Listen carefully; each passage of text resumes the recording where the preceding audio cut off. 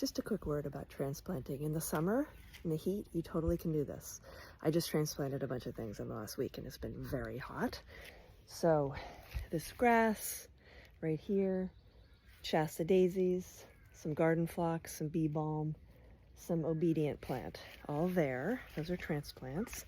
And then here is some sedum, echinacea, and one of the coreopsis. And then new is toadflax and the anise hyssop. And the deal with the transplants is, and planting, I mean, if those nurseries are open, you can plant. And with transplanting or anything, you just need to really use a lot of water. So when you're digging the hole, saturate the hole with water, put the plant in, press down firmly, water again. You may need to water again later that day if you don't plant late in the day, which is the best time to do this. And then you may need to water in the morning, first thing. Then you may need to water again later that day. Then you need to maybe water twice a day for the next week or so till they stop drooping.